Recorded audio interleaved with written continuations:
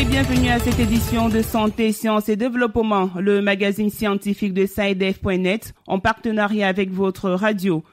Au micro, Béatrice Kazé.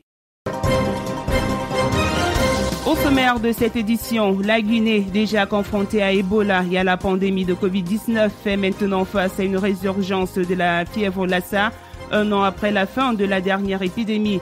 Cette fièvre hémorragique virale aiguë vient de ressurgir dans la préfecture de Yumu, dans le sud-est du pays. Au Togo, l'heure est au second tour de la campagne de vaccination contre le coronavirus. Les membres du gouvernement et les principaux groupes cibles reçoivent depuis le 17 mai leur deuxième dose du vaccin contre la Covid-19. En RDC, l'hypertension artérielle et ses complications constituent la première cause de mortalité chez les adultes, selon des statistiques du Programme national de lutte contre les maladies cardiovasculaires. En l'absence de moyens adéquats pour une prise en charge efficiente de la maladie, les autorités sanitaires optent pour une sensibilisation à la prévention. Qu'est-ce que l'hypoglycémie? Comment se manifeste-t-elle et comment s'en prémunir? Réponse dans la rubrique ESACO. Et puis le rendez-vous hebdomadaire avec l'agenda scientifique, ce sera comme d'habitude en fin d'émission.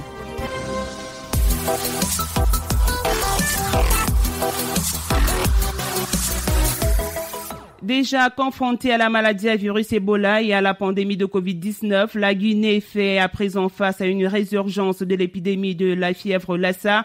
Un cas mortel de cette fièvre hémorragique virale aiguë a été enregistré dans la préfecture de Yumu, une région forestière située dans le sud-est du pays.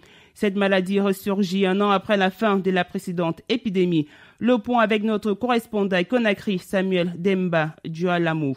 Le premier patient décédé de la fièvre Lassa a été testé positif depuis le 16 avril dernier. Les investigations en cours ont déjà permis d'identifier 30 cas contacts dans les villages concernés, a indiqué le ministre guinéen de la Santé dans un communiqué publié le 17 mai 2021. Cette maladie refait surface un an après la fin de la précédente épidémie. Selon les explications du chargé d'études au département de surveillance, le Dr Sori Kondé, le virus de la fièvre Lassa est transmis à l'homme par les rongeurs porteurs du virus. En invitant les populations, particulièrement celles de Yumu, l'épicentre de la maladie, à ne pas céder à la panique, il les appelle à lutter contre les rats dans les domiciles, à couvrir les aliments, sinon ces rongeurs peuvent déposer des excréments ou uriner dans ces aliments et les contaminer. L'expert conseille aux populations de rendre les aliments propres et surtout d'éviter tout contact avec un malade. La fièvre Lassa fait partie des grands groupes de fièvres hémorragiques virales telles que Ebola. 80% des personnes touchées sont asymptomatiques, c'est-à-dire qu'elles ne présentent pas de symptômes. Ce sont les cas graves qui développent des signes comme le saignement qui peut parfois provoquer des problèmes de foie, de cœur, qui aboutit jusqu'à la mort, explique le docteur Kondé. Le taux de létalité de la fièvre Lassa est estimé à 1%, mais si les personnes infectées développent les formes graves de la maladie, le taux de létalité peut avoisiner les 15%. Les malades peuvent guérir de cette maladie, mais certains vont développer des séquelles, telles que la surdité, prévient notre expert. Samuel Demba Djualamou, Conakry,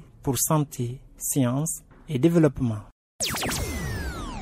Au Togo, le second tour de la campagne de vaccination contre le coronavirus a débuté le 17 mai.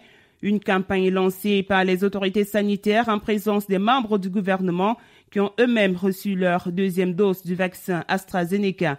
Plus de précisions avec Nada Ibrahim à Lomé. Environ 2 mois après la première série de vaccinations, le temps du second tour est lancé. Au total, 276 000 doses d'AstraZeneca reçues ont servi à la première phase de vaccination. Le 9 mai dernier, l'État togolais a reçu 140 000 doses d'AstraZeneca réparties dans les 39 districts sanitaires pour la deuxième phase de vaccination. Le président du conseil scientifique, Didier Ekwevi, soutient que la deuxième injection vient renforcer l'efficacité de la première. Malgré toute la polémique qu'il peut y avoir sur les cas et d'éventuelles thromboses, AstraZeneca jusqu'à présent est un très bon vaccin qui permet d'avoir une très bonne efficacité globale qu'on a estimée à 79%. Et ça permet également de protéger contre les formes graves de la maladie, d'éviter les hospitalisations. C'est qu'il faut un délai entre la première et la deuxième dose. Et d'après les dernières études, plus le délai est long, plus l'efficacité elle est meilleure. Et il est souhaitable d'attendre au moins 1 semaine voire 12 semaines pour avoir une meilleure protection. La deuxième dose est pratiquement obligatoire pour pouvoir avoir une bonne protection contre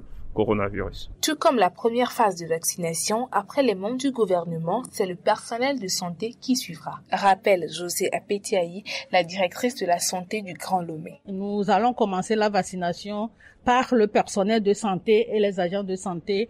Après ça, nous aurons à prendre les personnes âgées de 50 ans et plus et de moins de 50 ans avec comorbidité dans la région du Grand Lomé. Et ça va suivre la même chronologie que ce qu'on avait fait à la première dose. La première dose continue et la deuxième dose est prioritaire maintenant pour ceux qui ont été déjà vaccinés. La deuxième phase de la campagne de vaccination aux doses d'AstraZeneca se poursuit parallèlement à la première phase de vaccination aux doses de Sinovac destinée prioritairement aux étudiants. Anada Ibrahim, Lomé pour Santé, Sciences et Développement. En RDC, les complications de l'hypertension artérielle constituent la première cause de mortalité chez les adultes, selon des statistiques hospitalières collectées par le Programme national de lutte contre les maladies cardiovasculaires. En attendant que le pays se dote de moyens adéquats pour une prise en charge efficiente de la maladie, la prévention reste un moyen efficace pour s'en prémunir. Bertrand Mayumbu à Kinshasa. En République démocratique du Congo, l'hypertension artérielle constitue un grand problème de santé car, d'après les statistiques hospitalières collectées par le Programme national de lutte contre les maladies cardiovasculaires, les complications de l'hypertension artérielle constituent la première cause de la mortalité chez l'adulte dans le pays. Pour le docteur Jean-Jacques Mbungani, l'actuel ministre de la Santé publique, Hygiène et Prévention, ceci est d'autant plus inquiétant car ces décès constituent dans notre pays, contrairement aux pays occidentaux, la tranche d'âge économique active, a-t-il dit. En attendant que le pays se dote de moyens nécessaires pour la prise en charge efficace contre ces maladies, la prévention demeure un des moyens efficaces pour se prémunir de cette maladie. Dr Francine Mbouba, médecin interniste, membre du Conseil national de l'Ordre de médecins en République démocratique du Congo. Nous conseillons généralement aux adultes comme les jeunes de se faire contrôler régulièrement la tension artérielle et d'en connaître les chiffres. Nous conseillons à nos malades un mode de vie sain en réduisant la consommation en sel, réduire la consommation en matières gras. On conseille aussi aux malades de pratiquer régulièrement une activité physique, de gérer les stress de façon saine. Dans l'hypertension artérielle, il y a aussi des facteurs qui aggravent la maladie comme la consommation d'alcool, l'obésité, le diabète sucré et puis le tabagisme. Par ailleurs, la journée mondiale de l'hypertension artérielle célébrée le 17 mai dernier était une occasion de scruter l'étude faite par l'Organisation mondiale de la santé OMS et l'Organisation internationale du travail OIT, dénonçant que travailler plus de 55 heures par semaine, soit plus de 8 heures par jour, augmente les risques de décès dus aux maladies cardiaques et aux accidents vasculaires cérébraux. Les deux organisations estiment qu'en 2016, plus de 390 000 personnes sont mortes de l'AVC et plus de 340 000 d'une maladie cardiaque pour avoir travaillé au moins 55 heures par semaine. Kinshasa, Bertrand Mayumbu pour Santé, Sciences et Développement.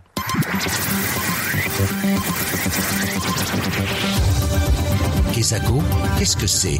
Vos questions à la rédaction, les réponses de nos experts. Notre question cette semaine vient du Bénin. Nous l'écoutons. Bonjour SciDev.net. Je m'appelle Alicia Sedegbe. J'appelle de Semerkodi au Bénin. Je voudrais savoir ce que c'est que l'hypoglycémie. Quelles sont ses causes et ses manifestations et comment s'en prévenir? Merci. Direction Cotonou pour retrouver notre correspondant Virgile Aissou. Bonjour Virgile. Bonjour Béatrice, bonjour à tous. Vous êtes notre correspondant au Bénin et pour répondre à notre auditrice, vous vous êtes rapproché d'un spécialiste. Pour répondre à notre auditrice, je me suis adressé au docteur Romaric Hospice Djekpe, médecin en service aux urgences du Centre national hospitalier et universitaire Hubert Koutoukou Maga de Cotonou. De manière terre à terre, une hypoglycémie elle va se définir en tenant compte de deux critères.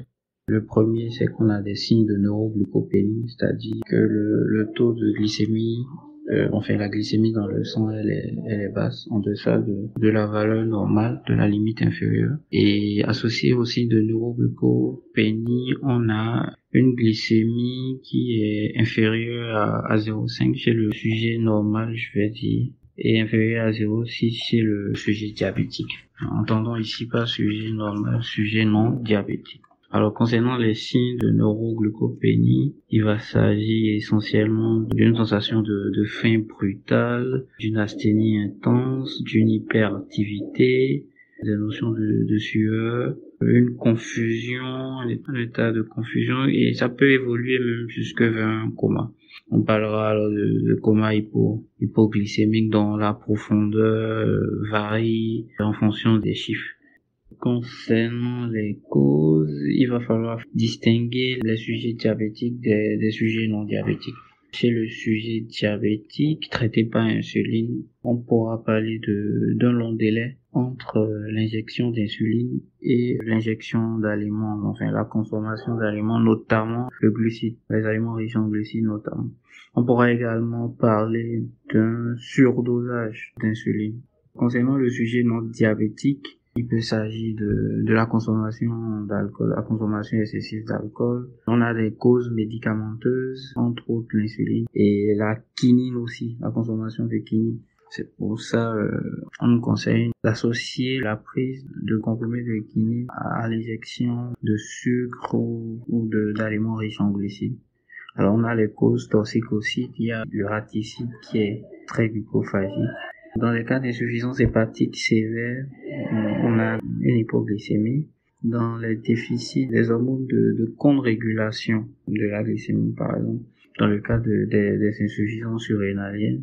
Concernant la prévention chez le sujet diabétique, il s'agira de l'informer suffisamment sur son traitement et de veiller à ce que le traitement soit administré au bon moment. Chez le sujet non diabétique, par contre, il s'agira de réduire la consommation d'alcool, de connaître les médicaments qu'on doit prendre, toujours prendre l'avis de son médecin, éviter de donner dans l'automédication.